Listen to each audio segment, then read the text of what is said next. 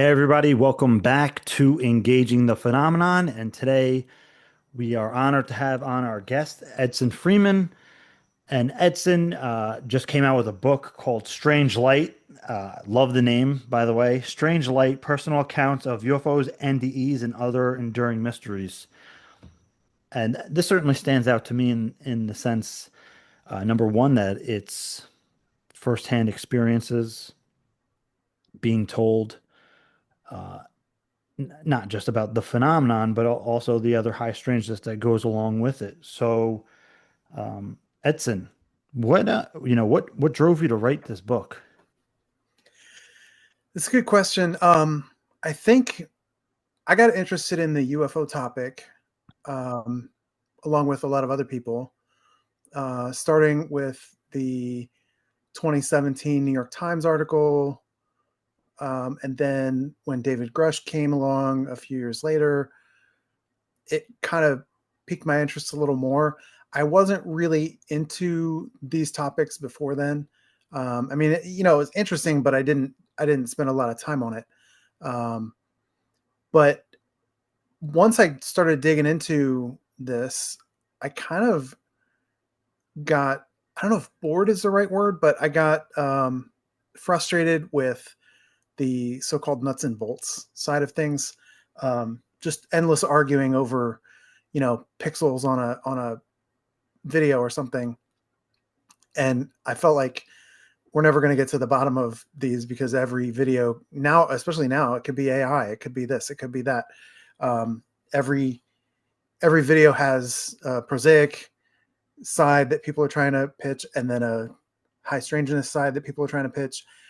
And for whatever reason, I just was drawn to the experiences that people have, and not just sort of the sit around the campfire telling ghost stories aspect, but like, how does it affect people, right? Like, what does it do to your life if you have this experience, um, besides in the moment?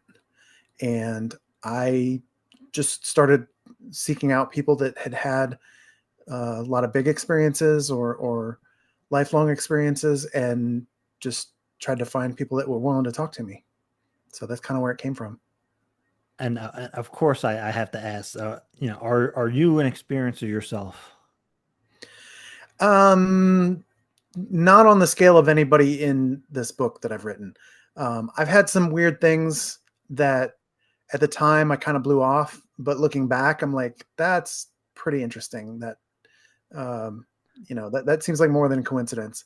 Um, and since I've written this book, or in the process of writing this book, I have sort of started seeking out some experiences here and there. I met up with one of the people in the book, and a few other people who were experiencers out at, if you've heard of the Brown Mountain Lights in North Carolina. It's similar to like the Marfa Lights or some other places where if you go out at night, and conditions are right, there's weird lights that move around and come and go. Um, but yeah, nothing. I would describe most of my experiences more like synchronicities, highly unlikely coincidences and things like that, than um, any kind of firsthand encounters with non-human intelligence or things like that. So Yeah, and just to be clear, I'm not trying to we use experiencer just as a term to point to a particular thing. It's not like I don't like to have it in camps of like experiencers and non-experiencers or anything like that because I mean I understand that people who have had certain experiences uh, like to well in some regards they want to distinguish that they've had a certain type of experience, mhm. uh, but yeah that's neither here nor there. Now in regards to the experiences, how is it that you went from like the nuts and bolts kind of, well, looking at what's coming out in 2017 to the inquiry into like, no, there's more here than just these arguments and like what's being put out in the public narrative space.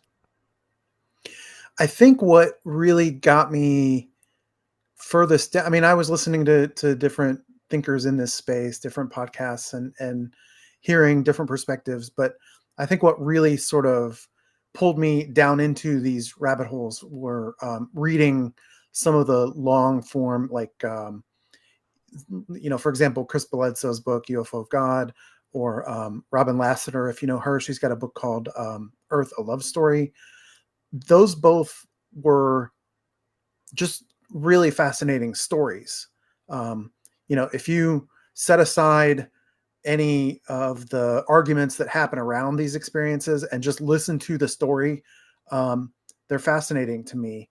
And so that was kind of the approach I tried to take when I eventually got to this point of like wanting to hear.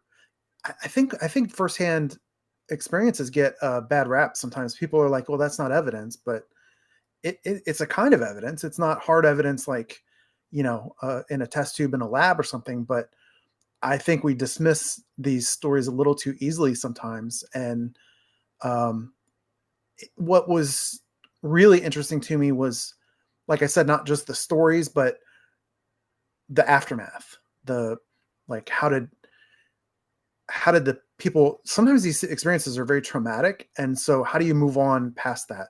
Sometimes they're very enlightening, sometimes they're, but almost in every case, at least in the people that I talk to, they change the direction of people's lives. And that's something that I found fascinating, even if I can't understand what exactly is going on with regard to the phenomenon or with all these high strangeness experiences. I don't know what's behind it, but it changes people's lives in all different ways. Yeah, and something I say is like you're not going to come out of like a kind of in your face UFO encounter or non-human intelligence encounter or near death experience. You're not coming out the other side the same person, more or less. Right. It's again traumatic, or people have been using the terminology ontological shock, paradigm shifting. Yeah, very akin to what the great late Dr. John E. Mack called the passport to the cosmos. It really like opens you up in your orientation as to like where the hell am I? What is going on? Right. Uh, Right. like a totally just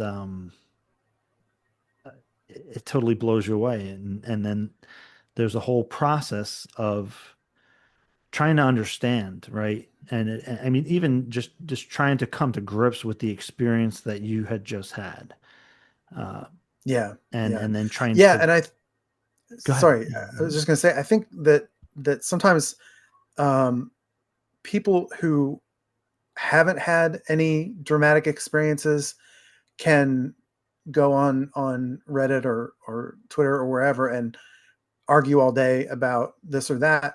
But the people who have had these experiences, there's no question anymore to them. Like to these people, this is absolutely 100% real. There's no doubt left. yeah, and and I totally understand that, because if I hadn't had the experiences that I had, I wouldn't expect anybody to take like an account like that at face value. It's just not, even if you are intellectually inquiring and listening, right? It's you're just in hearing the account, I think it's good for people to open their minds to it, but it's not going to have the paradigm shift of the individual who had that experience, right? There's Right. Yeah. personally for me, that's one reason I really got into CE5 and contact work, because I realized like I could tell people about my experience all day, or what have you, but people need to have that experience for themselves for to have that the true paradigm shift of it. And I mean, be, before you wrote the book and you started speaking to these witnesses and interviewing them and curating their stories,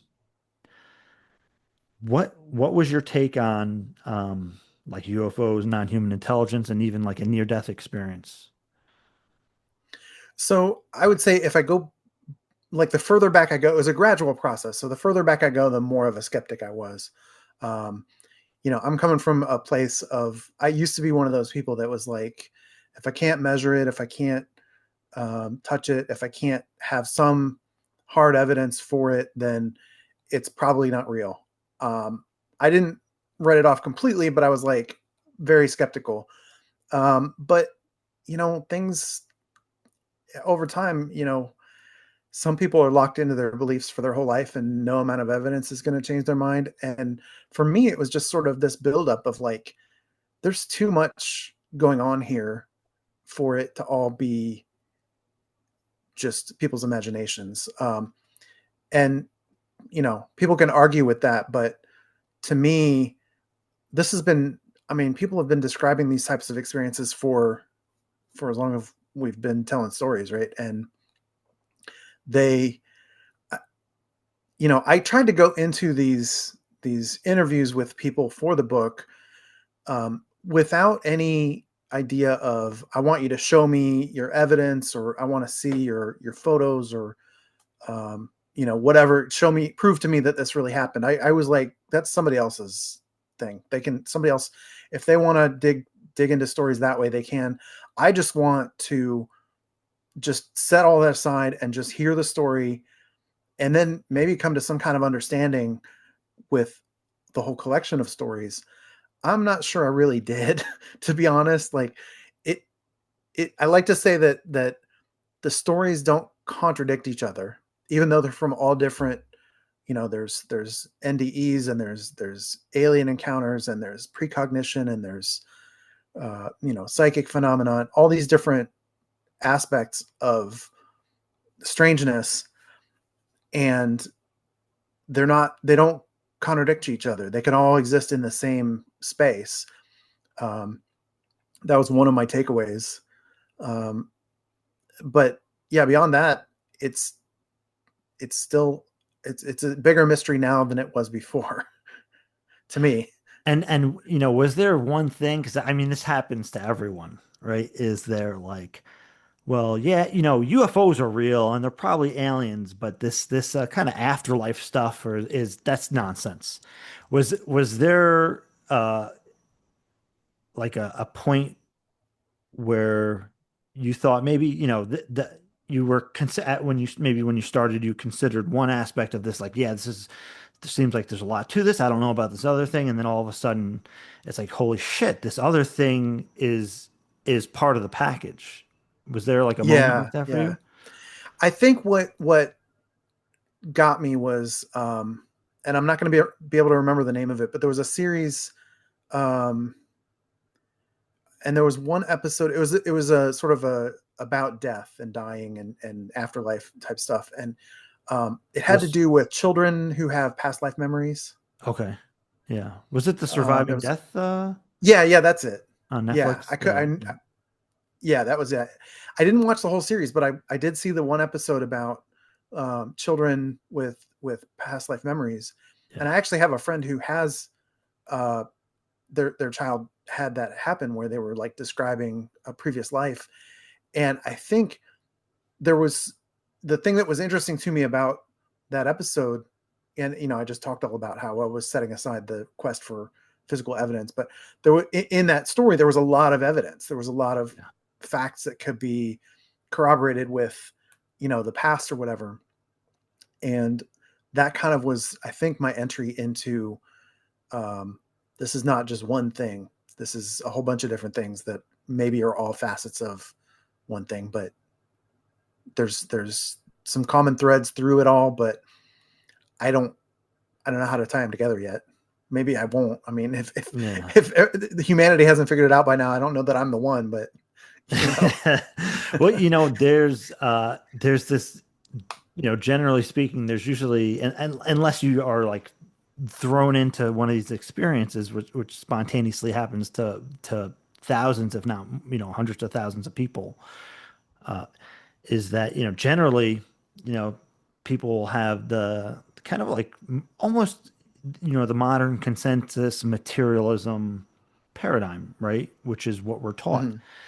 and conditioned to accept is that oh, well, the idea of extraterrestrials coming here in spacecraft, that's not too far of a leap. It's driven in our media like nonstop, even if it's in science fiction, right? The idea is very prevalent.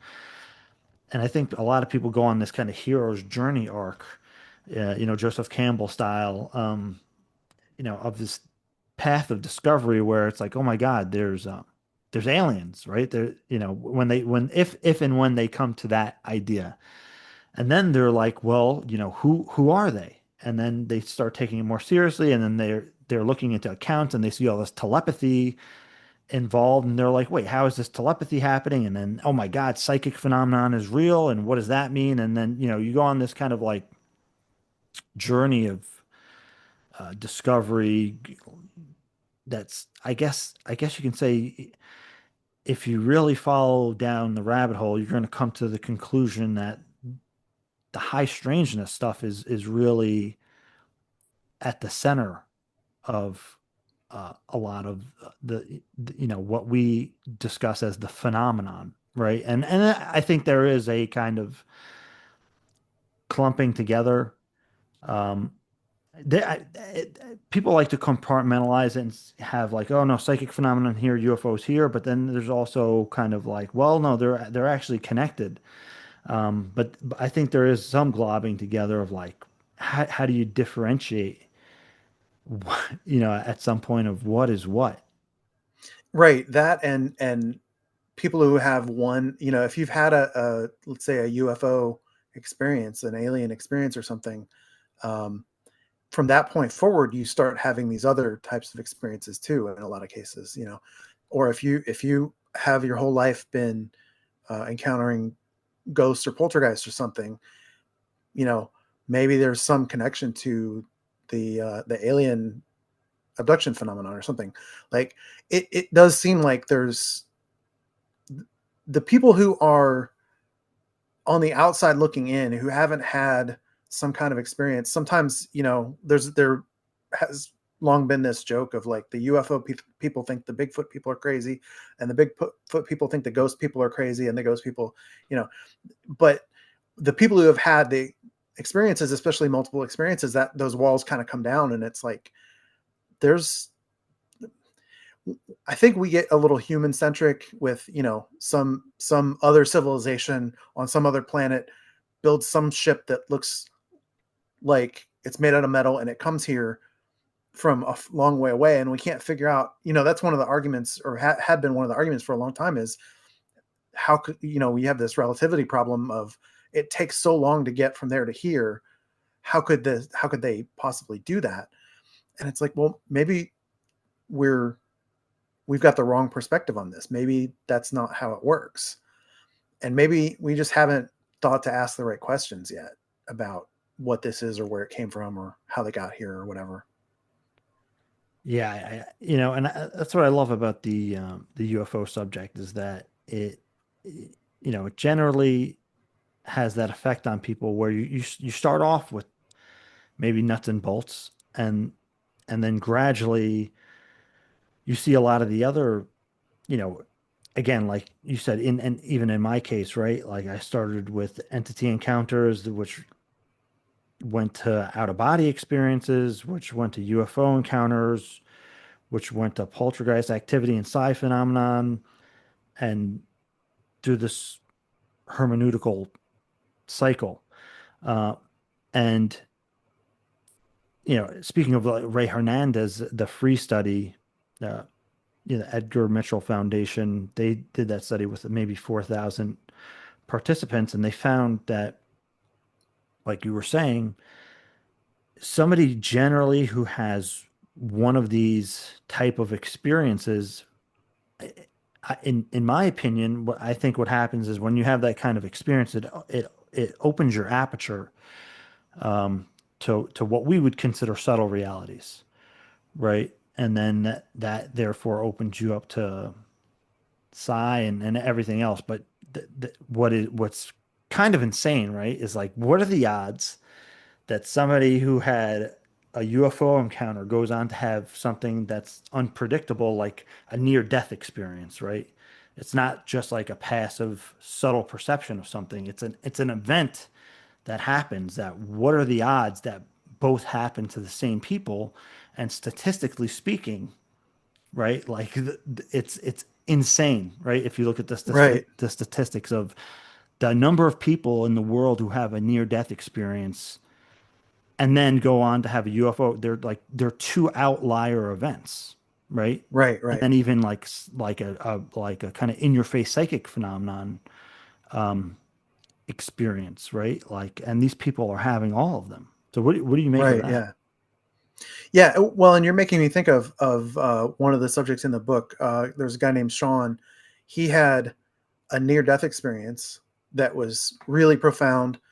Changed the course of his life. And then afterwards he started having UFO experiences. Right. But then he comes to learn that his parents and aunts and uncles and grandparents had these experiences, these UFO experiences as well. Um, Going back, when you get into, and you see this sometimes when talking to people, you have this generational aspect of it. It's like his grandfather had a journal that he kept about his UFO sightings and alien encounters, and then his mom has stories, and now he has stories, and his grandfather mentioned him in his journal and things like that.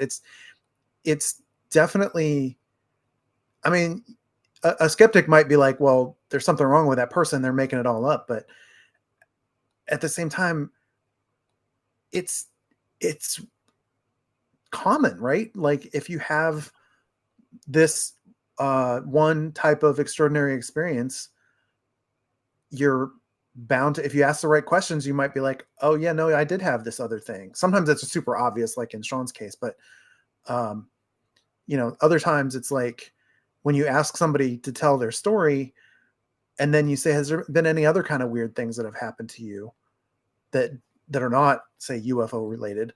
They're like, yeah, I had this other weird thing. Like, that seemed to be a common thing when at least in my experience of talking to people. And it seems W- like others have had that too. Yeah. Was there a common thread that you found in doing your research for the book and interviewing the witnesses? Is there is there a commonality or a common denominator that you see in retrospect that that may have led to these individuals having such experiences, or does it seem random in a sense? I don't want to say random is probably not the right word, but more spontaneous. Or was there any particular types of patterns that you picked up on?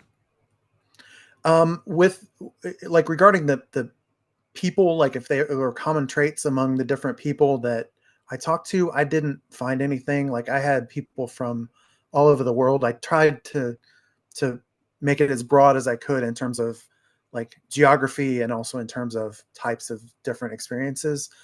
Um, I had somebody from India, somebody from Japan, somebody from the UK, Australia, Canada, um, and I didn't notice any common theme among the people that I talked to, in terms of their background or their culture or their family history or anything like that. I did see some common themes come up with the experiences. Like, there seems to be definitely this, like, telepathy or mind to mind communication, or even like instantaneous communication or knowledge, sort of like what's been discussed in the telepathy tapes, where two people in two different locations can know something or share something mind to mind without any kind of like delay or um, any kind of complications in how that information gets transferred. But is that all the same mechanism that's happening? I don't know. Um, is it all just like, do we have that ability and we just, it's latent, or it's somehow either blocked from us typically accessing it or emerging somehow? I don't know. It's a interesting question. Well, because I bring that up in some regard because one commonality that comes up in overall is trauma. A lot of times, trauma seems to just crack people's shell open and open their aperture for whatever reason, and and Yeah. yeah, and generally for whatever reason, people it wakes them up to some kind of greater reality. Yeah, definitely there were a lot of trauma experiences. Either sometimes it was trauma in their earlier life that had nothing to do with the experiences, but then that led to experiences. Sometimes it was trauma, like a near death experience is sort of definition of trauma, right? Yeah. Um, Sometimes the experience itself is traumatic. If you get somebody coming into your room and yanking you out of your bed while you're sleeping, and it's not a human, that's pretty traumatic too, So Yeah. it, there's definitely a trauma component. Yeah. And speaking of trauma and then near death, would you want to share a little about that gentleman's story, Sean, with the near death experience who went on to have UFO encounters? Yeah, sure. Yeah. So Sean, he his story starts with sort of his life in shambles. His business, he had started a business and it had failed. His marriage was falling apart, and he just was feeling like a disaster. Uh, he was trying to renovate a house to sell it because he needed money, and he was trying to pry open a can of paint with a pocket knife, and the knife slipped and just went deep into his arm, cut a artery or something, and he was basically bleeding out. He didn't think it was a big deal to start with, but the more he lost blood, the more dizzy he got, and the more he put pressure on it, it just wasn't stopping the bleeding. And he was like, he had been a paramedic, so he was like, I'm in serious trouble. So he got his wife to call an ambulance, and then next thing you know, he's looking down at himself, bleeding out on the concrete in front of his house. Um, and as these stories go, there's some kind of a white light or tunnel that he goes through. He had really detailed descriptions of what it looked like, this white light that he was going toward, and then he's on the other side. He's in this idyllic pasture with butterflies, and he kind of said it was almost too on the nose. Like he kind of was laughing even in the near death experience that like really there's harp music. Like, Yeah. isn't that a Yeah. little bit much? And then they took him to sort of a hall of records type place where they showed him. He described it as like a map of his decisions in his life. It was like a branching tree, and each decision point would have the branch he took and then the other branches, and he could see what those paths would lead to, and he could know how it impacted other people. And sometimes the branches, even if he made a decision and there was another path, sometimes they'd come back together. So there was a whole, really interesting near death experience that he had, and that changed him. Then when he came back, he started digging more into his family's history because he had seen a couple UFOs after this, and that reminded him of some things that were in his sort of family lore. His mom and her siblings, when they were kids, they had seen a UFO. They didn't have the terms for it then because they lived in like remote part of Canada. They said it looked like a cowboy hat, and then some little beings came out and they described them as pixies, and they kind of danced around, and um, then they got back in their cowboy hat and flew off. And when the grandfather came out, he found scorch marks on the ground. So that's sort of the family lore. But then his grandfather, the one who kept the journal, um, he had all kinds of experiences. Sometimes I think he didn't typically see any entities, but there was a certain smell, and he would lose time, and some of the sort of common experiences that people have for type abduction, like lost time things. And he journaled all of this. There was even one summer where he worked for the Forestry Service in Canada. He His partner got swapped out for a different guy, and this new guy was asking all these weird questions about, um, you know, how things work on Earth, kind of, like why are there wars, and what's the reason people do this or that, and he thought it was super strange, and always suspected that the guy was not, was not from around here, as he put it. So the grandfather had journaled all these things, and then um, he had a ton of different kinds of cancer. Eventually he passed away, but he survived a whole bunch of medical issues for way longer than anybody expected. And then along comes Sean after his grandfather's passed, and he's had this UFO experience, and he asks his mom, can I see grandpa's journal? And she says, yeah, let me find it. And so she calls him and says, oh, I found it. So Sean goes over to her house, and she meets him at the door with the journal, and she's like, you're in it. No way.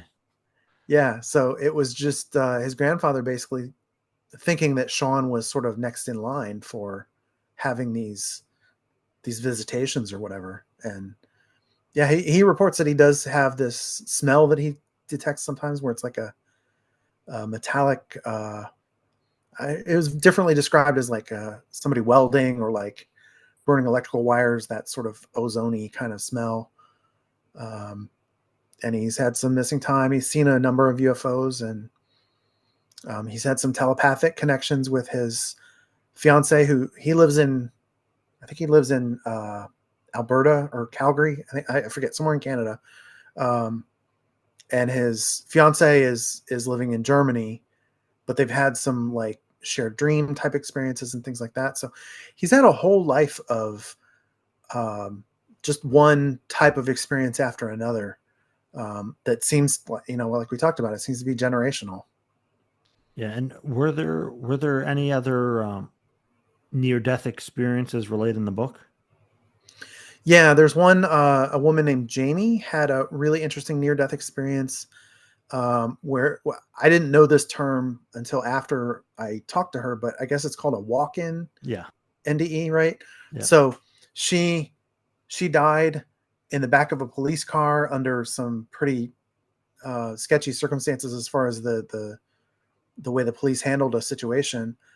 She died. She was dumped into the police car, sort of upside down, and it cut off her breathing. And then when she came back, it was a different soul, for lack of a better word, a different entity inhabiting her body. And she describes it as having all of the memories of, she calls them Jamie 1 and Jamie 2. So Jamie 1 is her before she died in that police car, and Jamie 2 is her now. And she said she remembers all the memories of Jamie 1, but there's no emotion connected to them. It's more just like information. And she has different interests and different skills. She said Jamie 1 was a really good cook and loved to entertain. And she said she can't cook to save her life. She yeah, doesn't remember how to do anything. And when she tries, it doesn't go well. But she's much more apt to go out dancing or be social, or less focused on career and things. So that was another one. Um, there's also a shorter one in the last chapter of the book. I had collected some of the shorter stories that people had that weren't enough to fill a whole chapter. So I should say the structure of the book is each chapter is one person's story mhm. until you get to the end, and then there's a chapter of shorter ones. And there was another guy who had some medical issues and died in the hospital. And his near death experience was, he was visited. He ended up on a beach, and he was visited by Death, right? The sort of the Grim Reaper character, but it wasn't the typical, you know, skeletal guy in a robe with a scythe or whatever. It was Death from a comic book by Neil Gaiman, and it was a woman with a tattoo on her face, and she was super friendly, and um, he attributes that to the fact that he is a lifelong atheist, and his experience was tailored to him to bring this comic book character into his near death experience, and he looks back on it fondly, and he said, "It made me not afraid of death, but also that I'm not in a rush to get there again." Yeah, that's such a an interesting dynamic to these experiences is whether it's a UFO experience or a near-death experience or even what what people might consider a paranormal experience. There's often a reflective quality to the experiences where maybe some part of your consciousness or subconscious is informing the experience, if I can say. Yeah, yeah. It seems like they're almost like co-created with you as a participant in the way that it's formed, and you see that with the some of the UFO type visions and things too, where it's sort of uh, a collaboration between you and whatever this other phenomenon is. Yeah, and that's, I mean, and I think, I mean, for me, um, one of the takeaways, is that, it's not just the phenomenon that's doing that or that's like that. I think it's speaking actually to the nature of reality. And maybe I'm going a little deep here, but in our participation, like the participatory universe aspect that John Wheeler talks about from Pear Labs, where it's we are participating in reality, even in an unconscious collective way. And I think these experiences are testaments to that. If you look at which what you did, a number of cases, right? Not just one or two cases, but you have this whole tapestry of cases that are all speaking to this idea that it's not just a near death experience or UFO encounter. There's something that's much deeper about reality itself, right? Like a glitch in the matrix, right? You see like this the shimmering of the construct of what we consider consensus reality, and in the Right. way that we've been taught it, right? It's that it's not this permanent defined structure the way that we generally would think of it. It's more fluid and adaptable, and yeah, that's one thing that fascinates me is the kind of nature of reality aspect to it. But Yeah, yeah, for sure. And you know, it it's definitely, it's almost like whatever is, like if we just say these are all connected somehow and there's some intelligence behind it, it's almost like it's trying to communicate with us on our terms somehow by doing this co-creation or this collaboration in the experience. It's like i'm going to I'm going to try and give you this uh, information, or maybe open your mind up to this uh, new way of thinking, but I'm going to do it in a way that you can relate to somehow. I don't know. yeah, I'm and I mean, I got that from my own experiences that, you know, during the experience, I took it very much at face value, right? The variety of experiences that I had. And then afterward, and contemplating it and revisiting it over time, I was considering, what's were these, the non-human intelligence or entities trying to just symbolically speak to me in a way that I'm going to understand and am comfortable with, or is it actually a literal representation? And I actually lean more towards the former.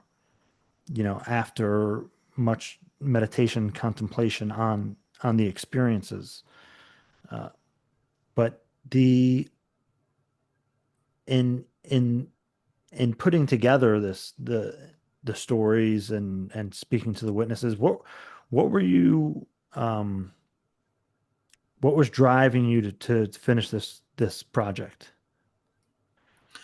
I think part of it was just a fascination with all these different aspects, whether it's, you know, the near death or the UFOs or the precognition or the poltergeists or all these different things. I mean, they are good, interesting stories, but also they're they're hard to tell sometimes. One, because of stigma. You know, people look at you funny if you tell them I've been visited by aliens, or your church might look at you sideways if you say, "Oh, there were ghosts in my room last night that talked to me." Um, but also, sometimes they're hard to tell because they have these strange elements that don't, you know, they're almost dreamlike, or they're like you almost don't want to share the full details of the story because it just doesn't make sense in conventional reality. And so I kind of was like, if I can be the middleman, if I can sort of take on that stigma, take it away from the person, they can get their story shared without them being on the front lines. And we can all maybe, you know, learn from this spectrum of different experiences. That one, it's not the end of the world to talk about these things, depending on your circumstances. I'm sure there are people that, you know, they talk about if they lose their job as a pilot or as a, you know, a pastor at a church or something because of just how the world is. But um, if we can talk about these stories more, that's how we, if we ever can get to the bottom of this, um, I don't know that we can, but it'll at least help us understand these experiences a little better. And I mean, I know this is kind of a partial question. Was there was there any particular story in the book, somebody's account that you deeply related to? Um, Not exactly. I think probably Morgan, um, who is somebody I've known for decades. It's somebody that I went to college with, and I knew she was interested in paranormal stuff. She didn't really have any interest in UFOs or cryptids or those other things, but she was interested in paranormal stuff because of her own experiences and a little bit of that telepathy type stuff because of some experiences between her and her kids. Um, but her whole family's history is more about um, synchronicities, being in the right place at the right time, or not being in the not being in the wrong place at the wrong time, or things like that, where things could have gone horribly wrong, but because of a decision you made, it didn't, or things like that. So that was probably the closest I could get to one that I relate to. But um, everybody that I talked to had so much bigger, um, so much more intense experiences than anything that I've come across even since writing this book. You know, I've done a little bit of sort of the CE5 type stuff with some people, and you know, gone on ghost tours and things like that. And I've seen some interesting things along the way, but never anything that was you know, worthy of one of these stories in the book. I mean, I maybe you shouldn't say that, right? I know Maybe. I know what you're thinking. Like you sometimes you hear this other person's story and it's like I don't know, it's yeah, but don't I don't think you should undermine maybe your own experiences.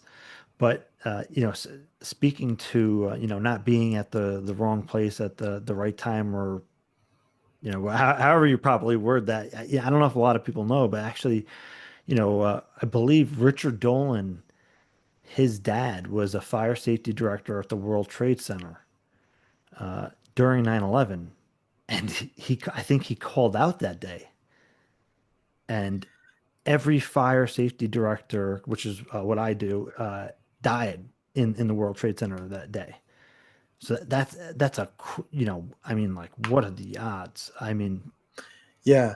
9/11 is an interesting event too in this regard because there are a lot of stories that seem to be that way mhm. around, specifically around the Twin Towers. Um, you don't see that with every natural disaster. Like you don't hear about um, a lot of stories, say the big earthquake in Japan or other big dramatic events. I'm sure the stories are out there, but 9/11 seems to have a ton of them compared to most type of disasters or attacks or things like that.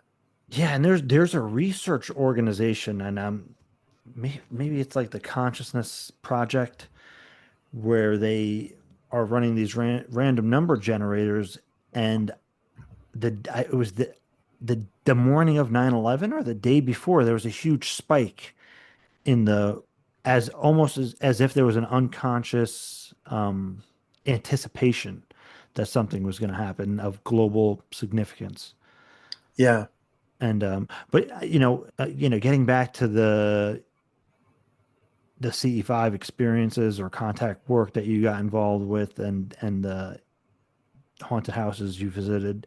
Do you want to share a little bit about that? I'm always interested in that, in those kind of. Yeah. Yeah, sure. So recently, earlier this year, I think it was in March, I did a week at the Monroe Institute. Oh, wow, that's awesome. Yeah. Yeah, it was very cool. I'm sorry, when But you were at the Monroe Institute, did you do the gateway process, or what did they have you do? yeah, yeah, it was Gateway. Yeah. Okay, very good. And did you go through like the entire all the waves, or? No, I think we went up to wave 15. I guess I don't remember if we went higher. I think we had one exercise where went all the way up to 21.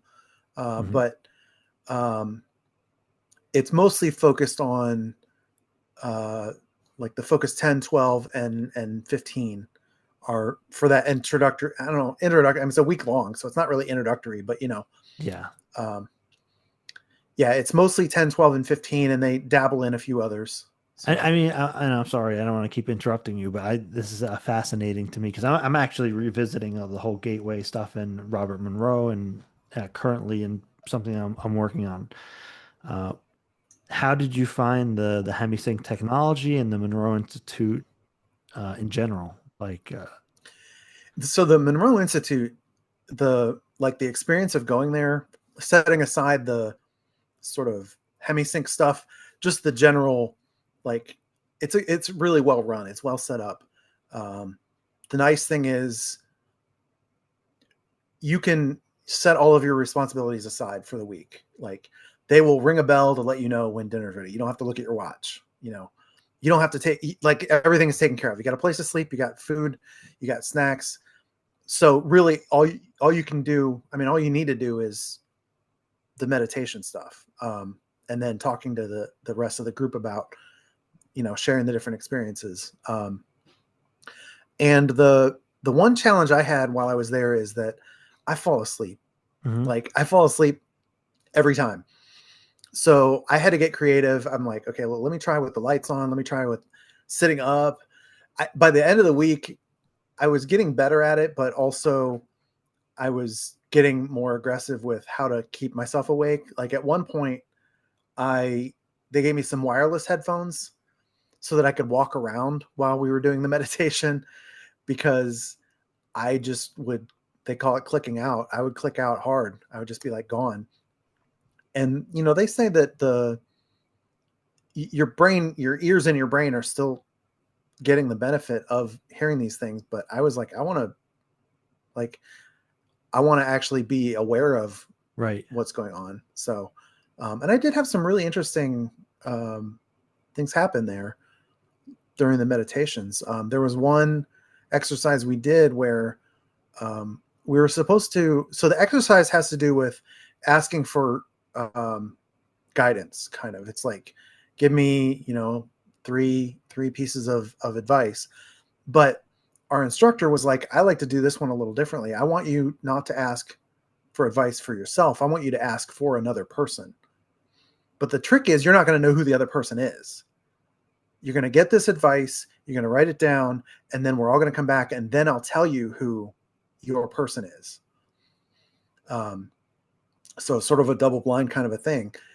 And both the person who I had messages for and the person who had messages for me were both so specific, like a very weirdly specific, as far as like this couldn't have been meant for somebody else. Just as an example, I had I don't know, I don't remember when it was. It was sometime maybe in January. I broke my arm Ooh. and I had to have surgery for the broken arm. And the guy who had the message for me had this vision of like a stigmata, like a religious stigmata thing. And I didn't know what it was about at first, but I don't know if you can see it on camera, but I've got this big scar right here on my arm Yeah. from the Yeah. surgery.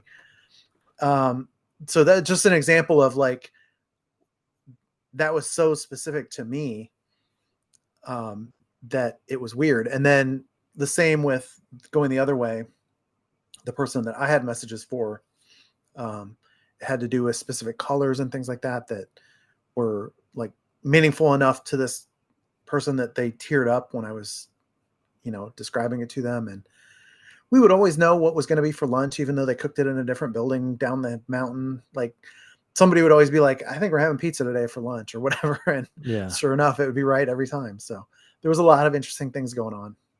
Did you have any experience with hemisync or meditation prior to that retreat?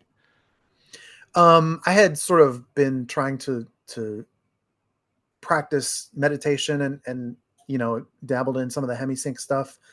Um, so I had sort of been, in fact, one of the chapters in the book is about someone who did the gateway process for like a year and a half and their Yeah. experience around that. That was sort of one of the things that drew me to go try this. And now I lost my train of thought. And I'm sorry, I asked you as like your CE5 and haunted. This is the Monroe Institute was related to that? Oh yeah, sorry, we got off track there. No, that's Um, because I interjected with too many questions because I yeah, no, that's fascinating all to right. me. I loved hearing about the Monroe Institute and hemisync, and it's always a fascinating. Yeah, if you ever get an opportunity to go there, it's very cool. I would tell anybody to go there.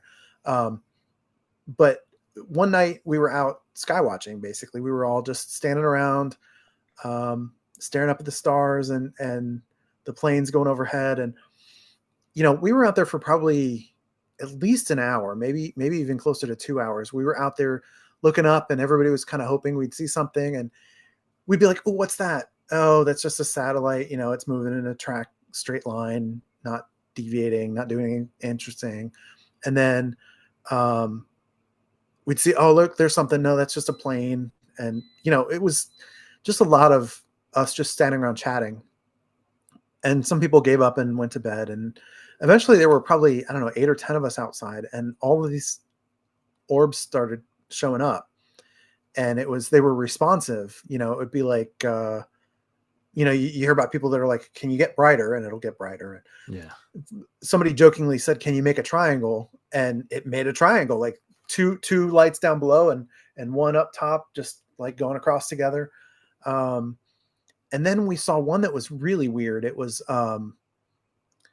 I the best I can describe it as is if you've seen the kids' shoes that light up in the heel when they step on them, I like got that kids. type of Yeah. little LED blinking, Yeah. Yeah. but it was in the sky and it was going upwards in a spiral, and it was blinking that fast. So it wasn't like it was a firefly or something. But what was really interesting about it was we all kind of gasped and we were like, whoa, what was that? And then we were telling some of the people the next day at breakfast or something, we were describing what we had seen. And we discovered that different people saw different colors. Yeah. So like what I saw it as red and somebody else saw it as green or blue. Like, how does that work? Like, Yeah, and it's so funny. Um I did a CE5. It was a daytime CE5, and I was with one of my former partners, and we both in it was broad daylight. It was maybe like 4:30 in the afternoon in the summer, and we had a really good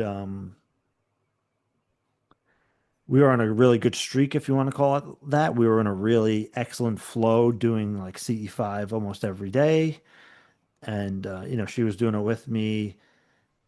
And whenever we did the CE5, we would just get amazing results because of our coherence.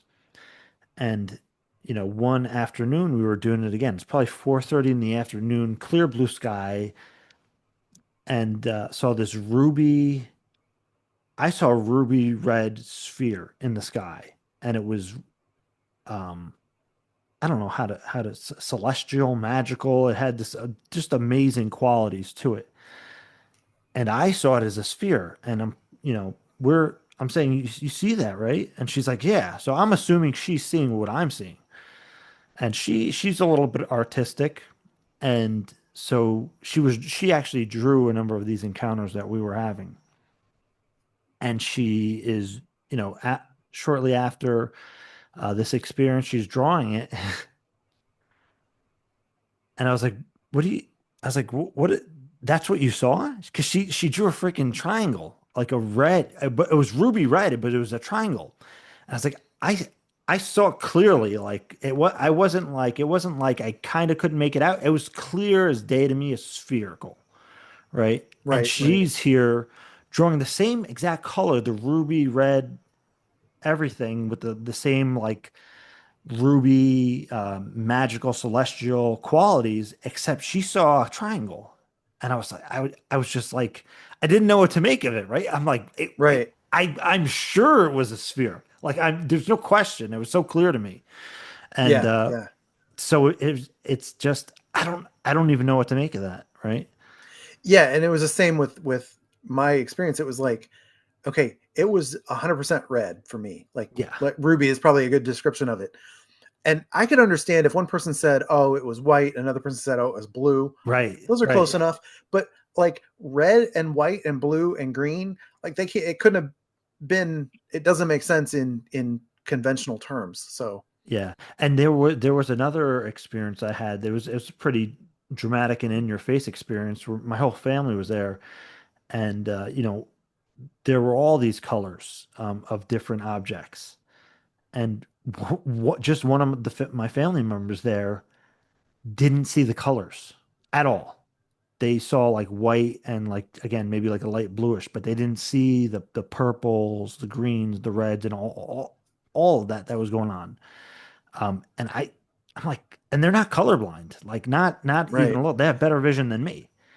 yeah. And I've heard a similar weird thing where um, there's something weird about these lights because there was somebody who was describing how the light came close, but it didn't cast a reflection Right. on like the windows or the Yeah, water yeah, or yeah, anything. yeah. Well, and so you know, actually, that kind of brings up begs the question to me is where'd you get the title Strange Light? Which, by the way, I love that. It's just it sounds so freaking cool, man. Honestly, Strange Light is dope. So where did that name come Thanks. from?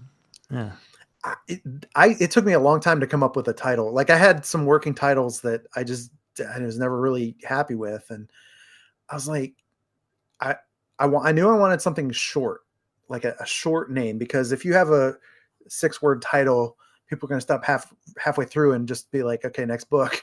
yeah, The attention spans are so short.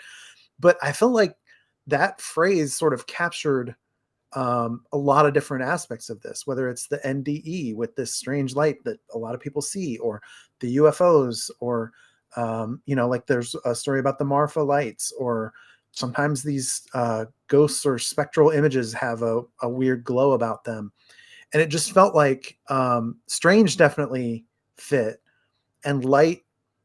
There's also that sort of illumination aspect of it, sort of going a layer deeper, where something about this um, opens people's minds up to things. Um, but yeah, I don't know exactly where it came from. It was just a lot of brainstorming, and just I settled in on that one. Yeah, well, I love that name. It's really cool. For me, it definitely, yeah, I love it, man. And how'd you come up with the cover, the art? So the cover art was inspired by one of the stories in the book. There's a woman named Carrie who had an experience where, well, she had a whole lot of experiences, but that particular one seemed good for cover art because it was a very visually striking idea where she she had seen a white buck that sort of blocked her path from going to see her great grandmother who was passing away. And wait, just so that we Yeah, can get the visual yeah, here, right? Um, so she was on her way to see her grandmother or her great grandmother to say her last goodbyes, and this herd of deer kind of blocked her way. And this white buck sort of had this connection with her for a few moments that seemed kind of magical. Um, and so I there was an artist that was sort of a friend of a friend who I really liked his style and his artwork, and I reached out to him and I said, "Hey, do you ever do commissions? Because I'm working on something." And he said, "Well, I don't do a lot of commissions. They're kind of a pain and stuff. But what do you got?" I think he sort of gave me the benefit of the doubt because we had a mutual friend, and I told him about the book, and he's like, "Oh yeah, I'd totally do that for you." So, yeah, um, and then we kicked around some other visual ideas from the book, but we kept gravitating back to this one, and it's yeah, I love the cover. It's so striking and evocative. yeah, absolutely. I think so. I think it's really cool. Um, so where are you gonna go from here? I mean, you got this book out, you put the book out. What's going on in Edson Freeman's world? I don't know. I've been kicking around the idea of just sort of doing a volume two, maybe putting a slightly different spin on it or something. But like the one thing I don't want to do is for it to become just a repetitive churn out more stories that all sound the same. Um, so if I can find people who have experiences that are interesting and unique and bring something, it doesn't have to be something brand new to the table, but bring a different angle to these experiences. I may try to do this again. I've kicked around other ideas as well, but nothing that I've really settled on. Um, this is a hard space to get your bearings in sometimes. So I'm still thinking, but Yeah. And is there is there anything that you would like people to take away when reading this book? um, an open mind, maybe a little humility in terms of humanity as a whole, like to just step back and say maybe there's things that we don't know about, maybe we don't understand yet, we haven't figured out how to measure them or what questions to ask. I feel like there's a lot more unknowns than we like to think, and I'm sure every civilization throughout history thinks that they've almost got it all nailed down. For sure. um, Yeah. and then some big new discovery comes along and uh, opens things up, and people fight against it. I'm sure when you know quantum theory came along, it took a long time for that to get accepted. And I feel like there's people that are dabbling on the around the edges of this in a scientific way, but they can get discredited sometimes or lose their funding or things like that. So I applaud the people that are trying to figure this stuff out as part of their profession. Um, and I don't know if we're ever going to get all the answers, but uh, it's cool to keep trying to figure it out. Yeah, for sure, for sure. And where can people find the book? Where can people connect with you and your work? So I've got a website set up, strangelightbook.com, where you can, if you want to share a story with me, you can reach out that way. You can, I've got links to buy the book from various, you can buy direct from me, or you can buy from various retailers, even my favorite local bookshop. You can buy from them if you want. Um, so yeah, when you write a book, you find out that there's pros and cons to all the different ways that people can buy. I might make more money one way, I might get more exposure one way, I might get more this or that. So I always tell people, buy it from wherever you want to buy it from. Yeah. So Yeah. And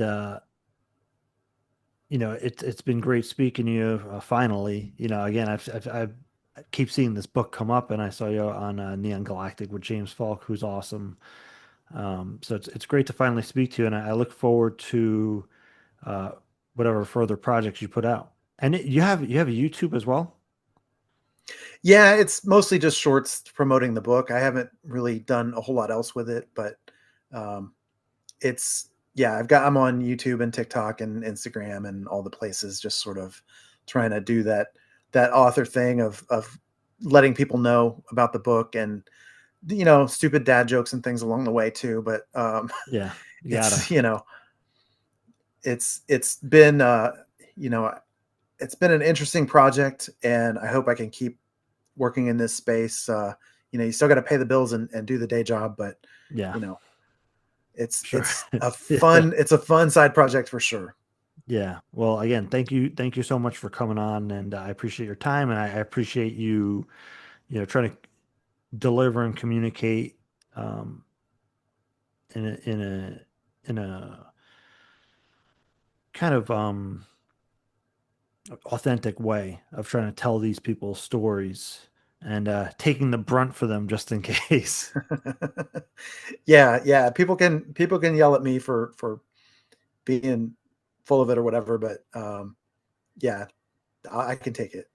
Um, and yeah, thank you so much for having me on here. It's been a pleasure, and I appreciate you uh, letting me yammer on about all these things that I've been exploring. Yeah, it's been very cool to talk, man. I'll speak to you next time. Take care. All right, thank you.